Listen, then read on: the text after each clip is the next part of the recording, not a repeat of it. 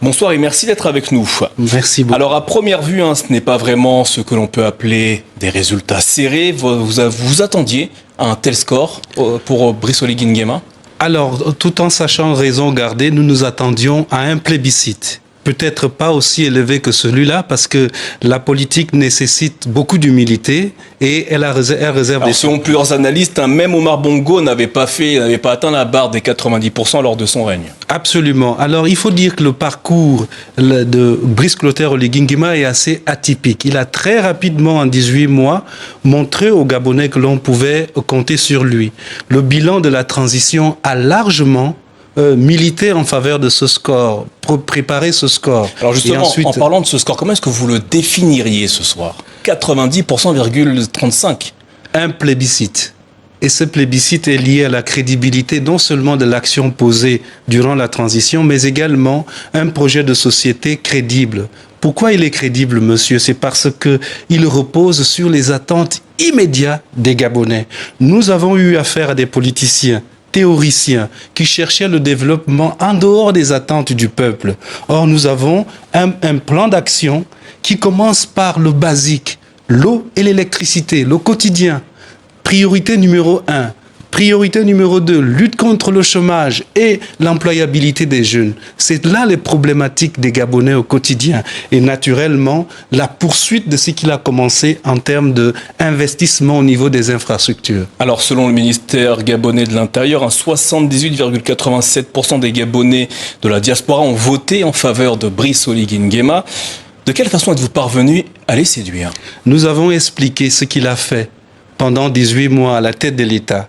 Et nous avons expliqué à la diaspora ce qu'il compte faire pour tout le Gabon et pour eux. Pour la première fois dans l'histoire, monsieur, et c'est ce qui va peut-être expliquer le plébiscite, c'est pour la première fois dans l'histoire politique de notre pays qu'un candidat mentionne spécifiquement dans son projet de société la diaspora, avec ce qu'il veut faire de la diaspora et la place que la diaspora occupera dans sa gouvernance. Je pense que c'est un élément très important qui a séduit massivement les Gabonais de la diaspora. Alors rappelons que le taux de participation s'élève à un peu plus de 70% selon les autorités gabonaises. Tous ces chiffres en faveur de Brice Oligui Nguema reflètent l'immense espoir qu'il suscite auprès des Gabonais. Comment compte-t-il y répondre de manière rapide? Alors, il a 15 priorités qu'il a annoncées avant même l'exécution des 6 piliers de son projet de société. Et ces 15 priorités ont 3 aspects. L'amélioration de la gouvernance, l'inclusion dans les politiques sociales axées sur le partage de la prospérité, des retombées de la croissance de notre pays et surtout,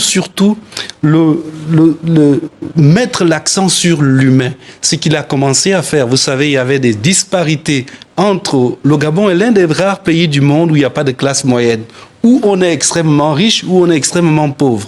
Et là, nous avons vu à travers des investissements durant la transition que le président de la République essaye de réduire ces inégalités. Et là, nous avons la priorité dès demain, de voir que l'un des 15 points clés qu'il a cités comme urgence prioritaire pour les 2 premières années vont être mis en œuvre. Vous avez employé le mot urgence, mais ne craignez-vous pas de créer des déçus avec les grandes attentes que les Gabonais expriment à travers ce vote? Alors, il y a 2 aspects.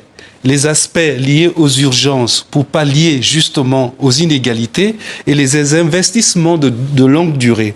Il y a un travail préparatoire qui a été fait en amont durant la transition. Et ça, il n'a pas oublié de le mentionner chaque fois qu'il se présentait aux Gabonais. Premièrement, l'attractivité du Gabon. Il a travaillé sur les textes durant la transition. Qu'est-ce qu'il a fait? Il a réformé les institutions avec une nouvelle constitution.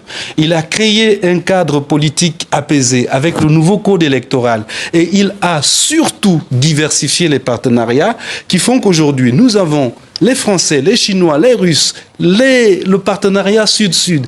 Et surtout, monsieur, le regard qu'il a posé vers le Sud global qui constitue aujourd'hui le curseur, n'est-ce pas, du développement économique et du commerce mondial. Jean Delors Biyogué Bintougou, merci d'avoir répondu à nos questions ce soir. Après l'annonce des résultats provisoires de la présidentielle remportée par Brice Oligui Nguema, qui a obtenu 90,35% des suffrages. Merci à vous. Merci.